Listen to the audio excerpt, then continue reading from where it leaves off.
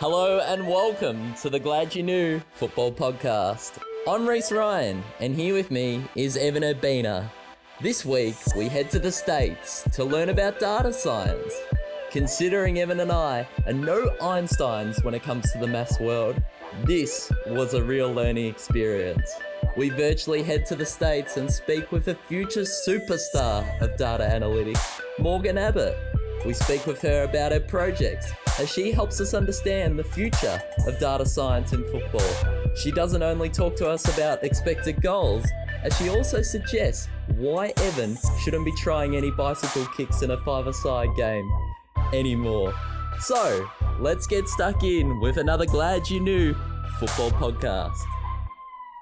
Morgan, all the way from LA, and we're so happy to have you on your nighttime, our morning or afternoon. But we're so fascinated. How did you fall in love with football, and why are you glad you found football? That's a great question. I believe I probably fell in love with it. My older brother played when I was little. So I feel like by the time I was 2-3 years old, I had a ball at my feet. I've always loved the game. I've been fascinated by it. Continue to play as I've grown, and I'm super happy to be here with you guys. So we are too, that's for sure. Evan and I have been really looking forward to this over the last couple of weeks. Did you ever think that you could combine your love of football and also your massive love of maths? Because we're no maths experts here, Evan and I. I never thought. I feel like that was always kind of the dream, to be able to combine both, but I never thought it would happen. I've sort of, recently come to know data science and data analytics and, what it can do. So it's super, amazing that I've been able to sort of incorporate that with my love for football as well. So for those who don't know, what is data science and how does data help improve football teams? Right. That's a great question. I think that's kind of what we're also trying to figure out, as we work through this. A data scientist is basically someone who's a great problem solver and is using sort of technical analytics to work with data and sort of derive results and solutions and try to implement those solutions. So that's sort of what data science is. I know we talked a little bit about, if you've seen the movie Moneyball, that's sort of where things really started to kick off with data analytics and incorporating them into games. But to go back to your main question, I guess, I think we're still, like I said, still trying to figure out how we can incorporate data into the game as well. I think football is one of the sports that hasn't used data as much as some other sports, like at least here in the United States. Major League Baseball uses data consistently really well, and so does football. And basketball. So soccer is, a little behind the curve here in the US. Why do you think soccer or football is behind the curve, Morgan? Have you pinpointed a reason why? Or because it seems like the US is just obsessed with data. Anytime you flick on ESPN, it's always about the data, and it's never about, general cliches about the game. It's always obsessive about the data. So why is this such a big fascination for Americans? I think we have a problem here in America about, the distribution of sports. I think, American football has a lot of the popularity here, and I think that's why Major League Soccer isn't like as up to par as like the Premier League or, some other leagues that we see. So I do think that narrative is changing, especially as women's soccer starts to make, more of an impact here in the United States, and their the results that they're seeing, in the World Cup and in the Olympics as well. So I think that's changing a little bit, but you're completely right. They love to throw those statistics and all that data right at you on ESPN and all of that. So. Yeah, I'm sure you would have seen the stat over the weekend. Is it Lynn Hamilton who ran the quickest time in a soccer or football game? Yeah, I read about it. I believe her name is Lynn Williams, but yeah, you're correct. I believe they were comparing her to Kylian Mbappe, right? I believe it was 34 kilometers per hour. She doesn't look that quick, but then when you see the stats and the people trying to keep up with her, it's kind of crazy how quickly she is in the game. But I'm sure you would have gone that quick from centre back making a run for a diving header at Bowling Green. Yeah, I was recalling on the max speed. So I was lucky to we did end up using a little bit of catapult and a couple different things in training and in games when I was playing college soccer.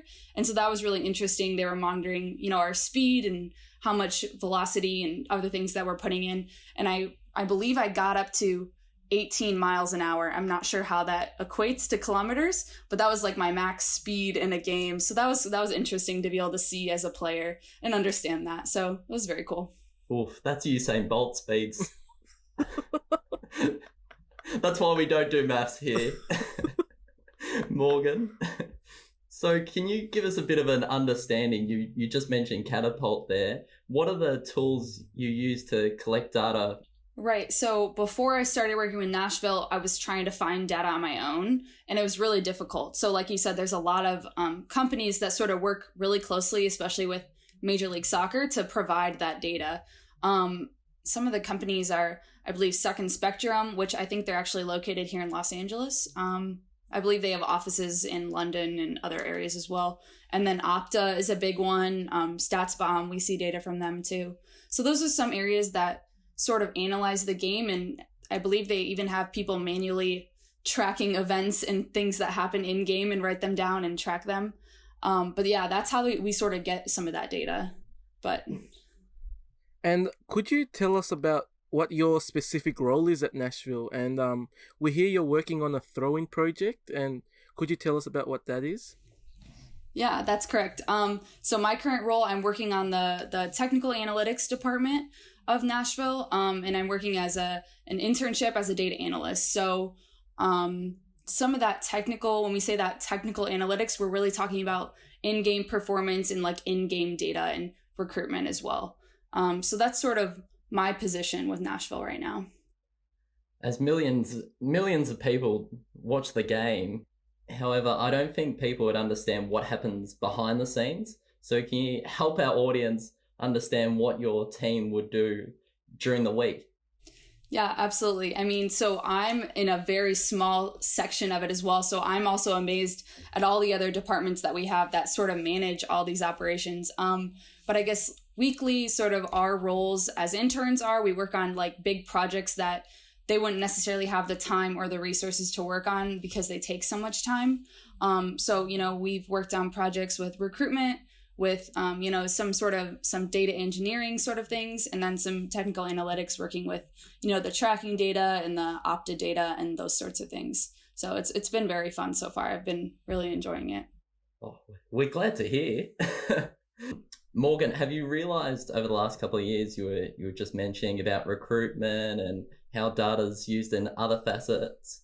Are you seeing a bit of a shift with coaches and managers using the data for their selection?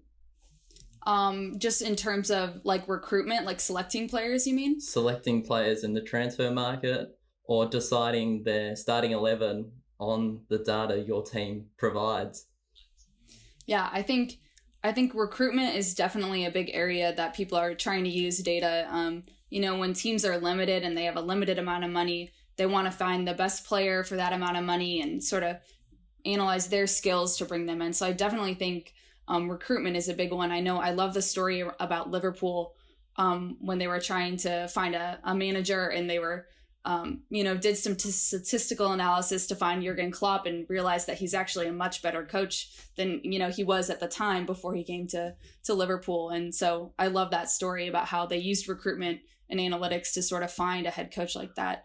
In terms of the 11v11, I think there's still a little barrier between the coaching staff and like incorporating a data analytics team, and a coaching staff, depending on how data driven they are, is going to always, sort of continue to go the direction they see and play the players they like. But I think, I believe that narrative is starting to change a little bit, which is very cool.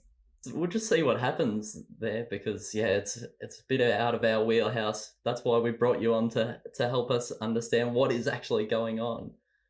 Going back to your throw-in project that you're doing, can you tell us a little bit more why a throw-in project? Because we're thinking of Richie Delat just with the long throw-in into the box. But is it a little bit more complex than that? Yeah, I think I'm really still digging into it, and I've been working on this project for a bit now, and I'm finding, problems with the data and working through it. But yeah, it's been really interesting. And some of the articles that I've read have said that, like, statistically, taking a throw in as quick as possible always helps you retain possession more often because the other team isn't set up, they're not prepared.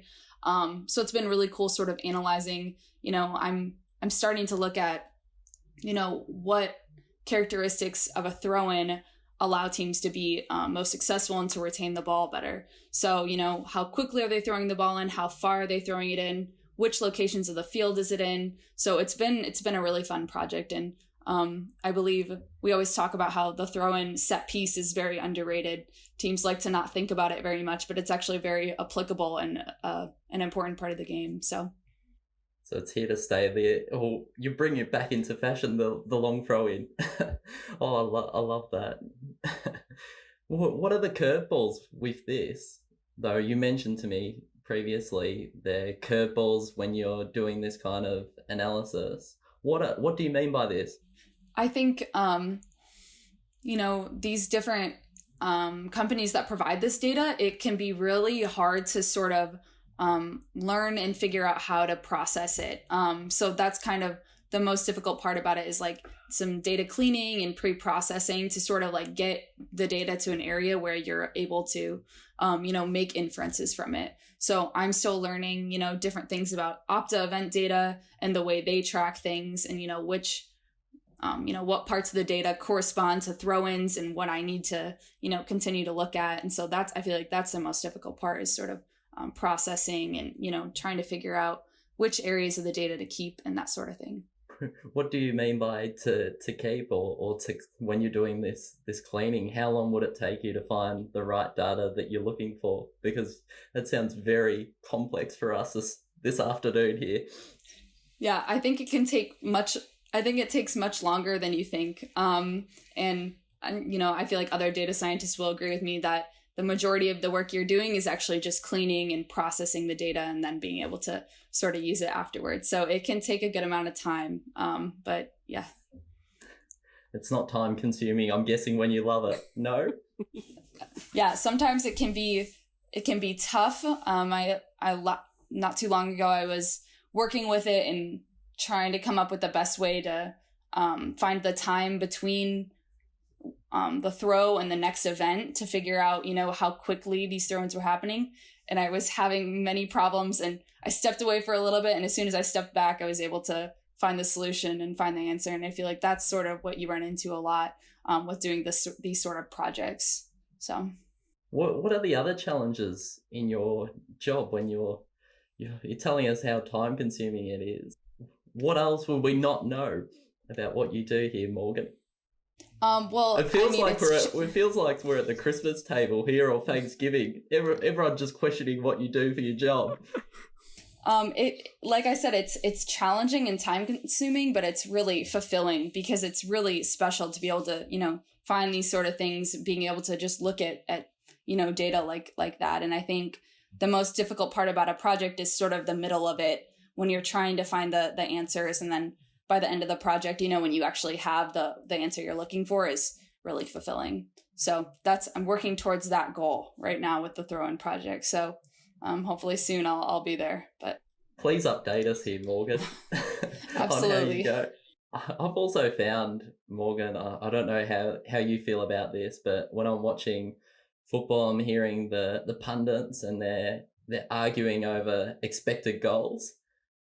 And can you help us understand what expected goals is and all the XG, and why is this important to know? Because I feel the older generation just hate expected goals so much because they don't understand it. Yeah, I think it's definitely difficult to understand. Expected goals is basically a metric to tell you, to be able to judge how well or judge shot quality throughout a game. I believe you can have an entire game, and you can have expected goals of this game, or you can have expected goals of each shot in each game. So I think it can be difficult to understand. And basically it's a model, some sort of statistical model that incorporates different factors about the shot. So where on the field it is, did it come from a pass? Did it come, in the air, and different things like that, to be able to make inferences about how well a player should have scored the goal. If they're on the 6-yard box and there's no defenders around them and it was a little pass, the XG is going to be 0.98 or 0.95 or something. But if they're 30 yards out and it's a volley, and, that XG is going to be much, much smaller. So that's a little bit about how to understand the expected goals. So. Do you laugh when you hear people try and talk about expected goals on TV and they just have no idea? Or they get really frustrated that's even existing, or why they're even talking about it in the first place? Well, I feel like not necessarily, because I'm still learning a lot about, expected goals and what it's about. Recently, I came across an article that was talking about incorporating the height of the ball, whether it was a good pass in the air or if it was on the ground, and that had a big difference on the expected goals model. But people are constantly trying to throw more metrics in there, and that can be more difficult to track if you aren't able to get those metrics out of the game. It's not easy to be able to tell the height of the ball, from a video or from another way they track that. So it's definitely new, and I'm sure they'll continue to upgrade it and make changes to it as we're able to get more and more data. So it's exciting. Brilliant answer as well there, Morgan. Thanks. Thanks for shutting me down. Go on, Evan. We're interested in how learning about data has changed your perspective on how you play and watch football. Have you noticed any changes in that? Not necessarily, just because I feel like I have a pretty, strict way of the way I want to play and the way I think I'm playing, or in the way I watch football. But I do notice little things, about, like I said, throw-ins right now. I see every throw-in in the game differently now. But I think that's the player inside me that wants to be able to just see the game the way I want to see it. So I think that's definitely, a difficult part about data too, is trying to do that storytelling about what it's actually telling us. But what do you mean by a strict way of playing? I would love to hear more about this. I think I like to think I play a certain way, and that I'm, I like to think I'm a fantastic center back, and I'm winning every ball out of the air, and I'm, doing all these things. And that's just the player inside me. I believe like football sort of made me competitive and driven and, really goals oriented. And I've been able to sort of take that, to the math side of it, like you said, and to the data analytics side of it. But yeah, that's the player in me that won't concede with the data. I always want to see the game the way I've always been taught to see it. So you're like a Juliet's at centre back, I'm sure. Going back to what Evan said about changing your perspective on how you view the game, when you're in the game, I don't know if you've gained the GPS tracking devices on everyone, but when you see someone go for a shot and you're like, oh, they've got a 0.02 expected goals here, does the data interfere with how you play? Maybe a little bit, just understanding, like you said, the probabilities in certain areas of the field. And I think any player can sort of take that, and understand what that's like. But, as a center back and as someone that wants to win, whether I think they have a super small chance of scoring from there, I'm still going to do my best to defend and, to always cover all the bases. So I think that might be, a way it hurts me a little bit, because I know that maybe, they don't have the XG in this sort of scenario. But, as a player, you always have to continue to defend and do other things like that. But I can assure you, when Evan and I are playing five-a-side and he's trying a bicycle kick from halfway, the expected goals is not very high. I can't give you the stats there. Sorry about that, Morgan. It's close to zero. It's close to zero. Yeah, maybe negative. Yeah, maybe. Oh, jeez. Probably is, actually. Thanks for the confidence boost there, Morgan. I'm seeing you've also done a project on the NFL and other sports. Have you found there's been a correlation between the sports, or have they been like chalk and cheese? I think the data that comes from the sports are very similar. You're given metrics about what half it's in, and then in football, what quarter it's in, and different things like that. But I've felt that, I feel like American football data was a lot easier to analyze than soccer or football, just because, football is very laid out. You can take into account each play and sort of analyze it that way and see different plays, whereas soccer is just so fluid and free flowing that it can be difficult to distinguish between, a one play and then the next event, and turnovers and counterattacks and different things like that. So I've definitely had a lot of fun working with football data and, finding ways to understand the game and be able to apply it. What is the view of you doing data science in soccer or football compared to, say, doing the work that you're doing with, say, an NFL team or an NBA team? What's the view of soccer and your role in America from the outside looking in? Yeah, I think, like I said, data is becoming more and more available, and we're finding, newer technology that's allowed us to sort of get different types of data. And I think it's just continuing to elevate the game. And I think, we talk a lot about how the data science sort of role or job is becoming more and more popular because, not even just sports companies, but other companies are starting to utilize data scientists to solve problems like that. And I think just within soccer, there's a lot of movement to go forward with it. Just with the amount of data that we're starting to see and just continuing to gather it and to be able to sort of use it and make decisions for teams.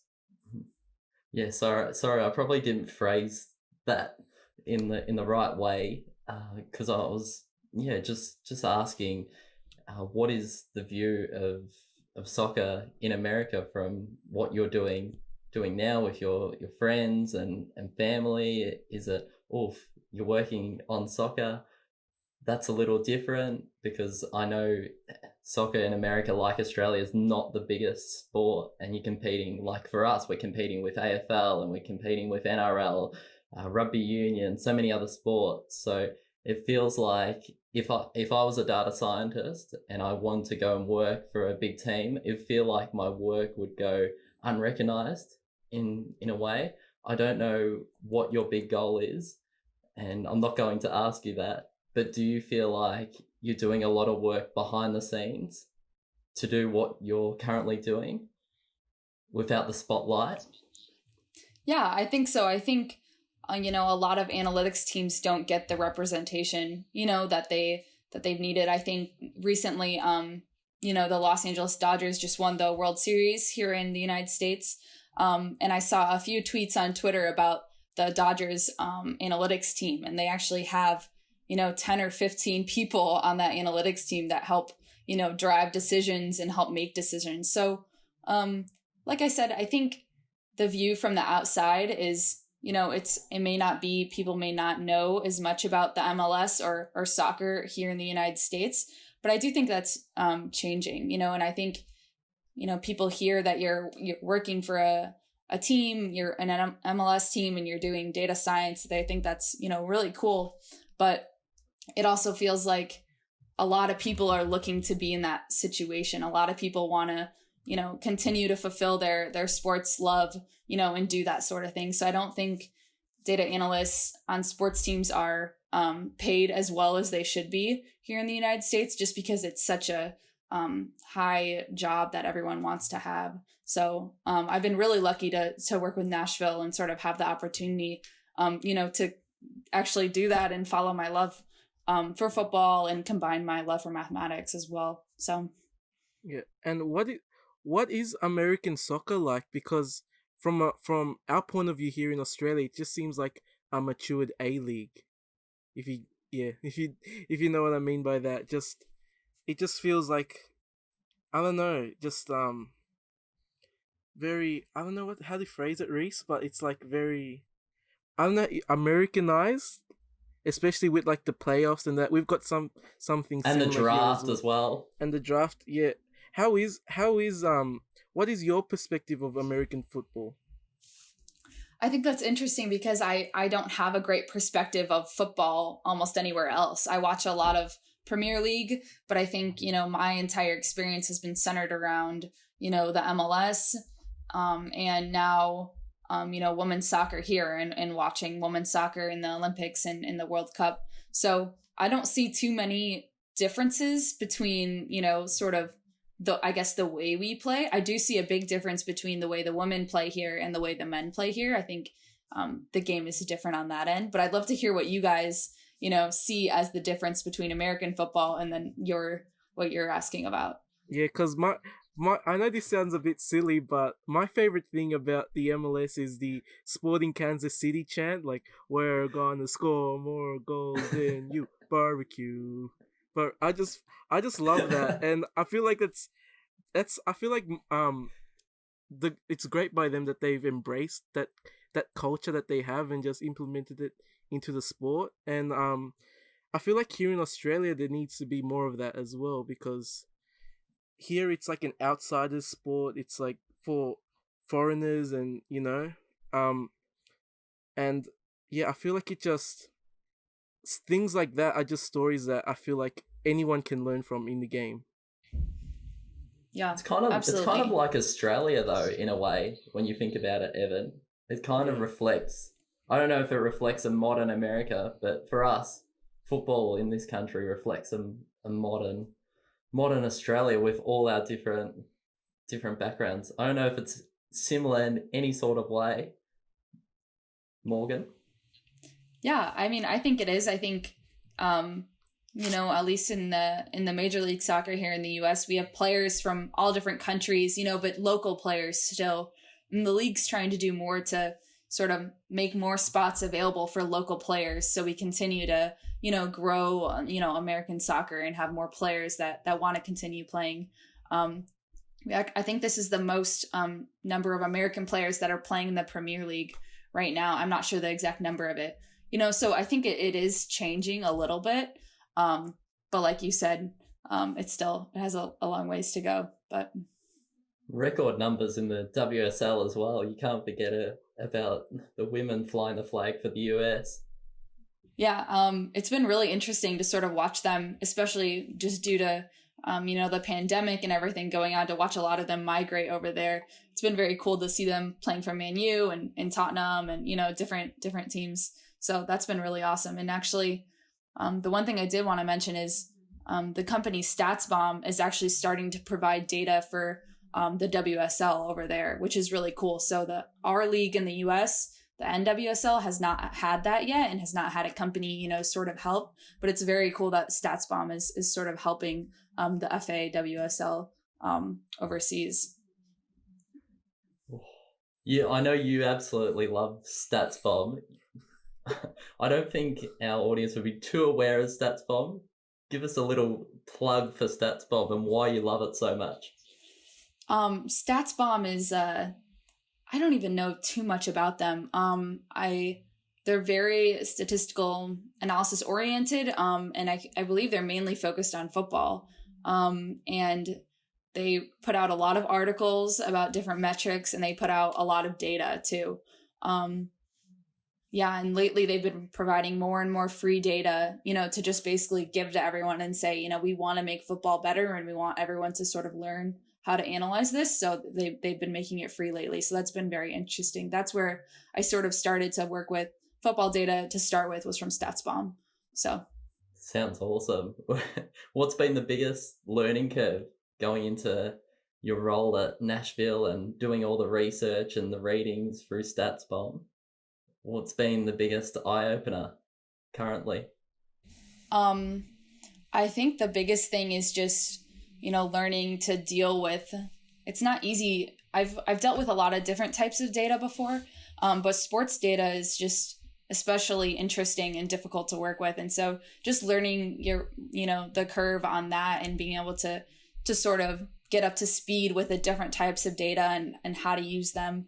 But I also think just being a woman in this sort of field has also been an adjustment and sort of learning to continue to, put myself out there and, keep going after these goals of mine. Because I believe, the women are pretty underrepresented in data analytics, especially in the MLS, and I'm sure in most other leagues here in the US. So do you think you're kind of changing the rhetoric or the movement? There's going to be more women in data analytics in soccer, do you think? I definitely think so. I don't know if I'm actually helping that. I'm, as an intern right now, I'm still on a very small level, but I plan to continue, to work with this sort of stuff and hopefully find a full-time position at some point. Working is kind of the goal. So hopefully we can continue to help women in this field. And I follow a lot of women that are working in the National Football League, and Major League Baseball and stuff. So I think the MLS is just starting to continue to come up on that. So it's very exciting. It really is. And what do you see as the future for women in sport in America? Has what the women's team have done in the US set almost a trailblazing movement for more women to be involved with the game? Because I know with the pay deal in Australia, we're equal between the men and women. Have you seen any changes growing up in the women's game, and what you've seen has just been a gigantic shift from when you were younger? Yeah, I think I've always been really passionate about watching the women's game here in the US. Even when I was little with the 99 Women's World Cup that happened here in Los Angeles, actually, it was always very prevalent. But even recently, the National Women's Soccer League has, gotten a TV contract. So actually more of their matches are on TV. But then when I'm watching them, actually the last 10 or 15 minutes gets cut off because another program will come on. So that I think, so the women's program the women's soccer here still has a long way to go. And it's not necessarily represented as well as the men's soccer. But I think the fans have really been, the driving force there. The Portland Thorns on the National Women's Soccer League have a huge stadium to themselves, and they have a huge crowd. I believe they sell out almost every game. So I think it is changing, but it still has a long way to go. Yeah, it's almost like watch this space at the moment, because your women's team has just been enormous for the game. Even seeing the work and what Megan Rapinoe's done over the last couple of years has been amazing, of putting the women's game into the mainstream. I know our women's team's done that for us. More people love the women's team than the men's, so I think it's the same for you over there. Yeah, I would agree on that. I think people still love watching the men. I don't know. I think, just comparatively with the results and how the teams have been playing, that the women are having more success. And so people are really glorifying in that and sort of hopping on that bandwagon per se. I'm noticing more and more with programs, as you said, and websites such as StatsBomb and seeing companies like Catapult and OptaStats. Is there too much data around? Definitely not, is from my opinion. I think, there always can be more data or, more data in different ways.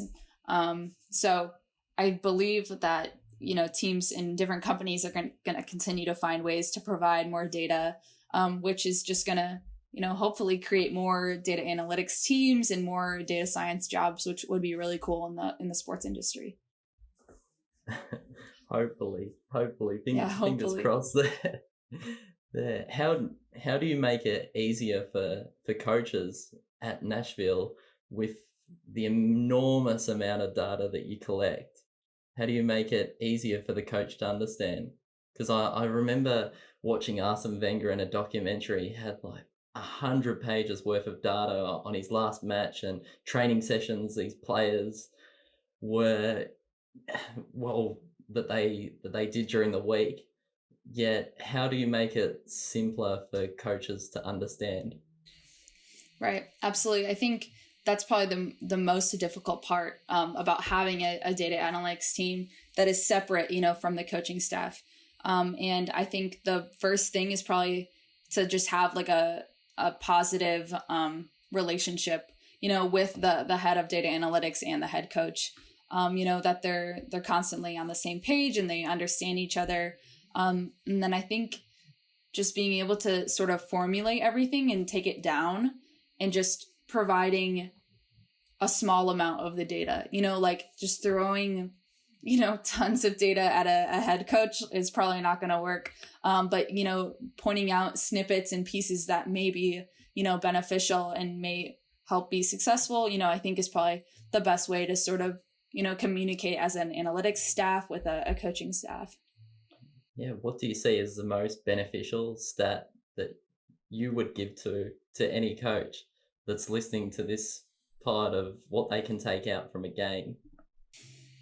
That's a good question. I'm not entirely sure what I would say. I think my advice for coaches would just be to, give your data analysts a chance, like they're working very hard to sort of come up with these things, and that, taking a deeper look at it or, taking a look at it again, it may be something that they want to implement.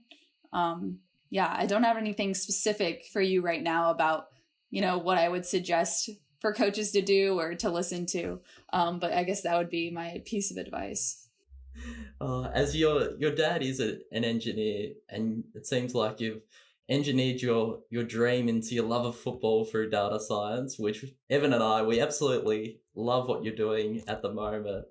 But when you think back to when you were younger, what do you wish you knew when you were growing up playing football about data from what you know now? Yeah, I wish I knew that, there were, I guess, different metrics and different things that would help you find success. And I think it can be hard as a player to just, force yourself to do certain things in games and do things, for no reason. It can be tough to just choose to have to make that, 50-yard sprint every single time and not really understand why you have to do it. So I think it would have been very cool to sort of understand, the data is like proving these things and why we have to do them as players. And I feel like some of my teammates would have probably appreciated that as well. But absolutely, when you're running miles and miles and miles in pre-season and the coach is screaming at you, you're not fit enough. Would have been so good. Do you think you would change the way, say if you have kids one day, would you change the way that they develop their own football from what you know through all your experiences? That's a bit of a tough one. No, I feel like I would probably like impose my like thoughts and, of football onto them.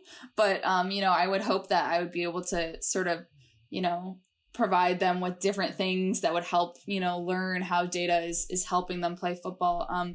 What I've seen recently advertised, it seems like on my phone for the last few days, is a new soccer ball that actually has like, I don't know, some sort of tracking in it, and it can tell you how many times you touch the ball or how quickly the ball's moving or things like that. So I believe, as the technology continues to progress, we're going to have more things like that are more readily available for people, and they're not going to be thousands and thousands of dollars. So it's very cool to see these sort of things come about. What else do you see in the future of data science? I think in terms of football, I think I see it becoming more of like very ingrained in the coaching staff. Like the coaching staff is also very analytics driven. Instead of having like a separate coaching staff versus an analytics team.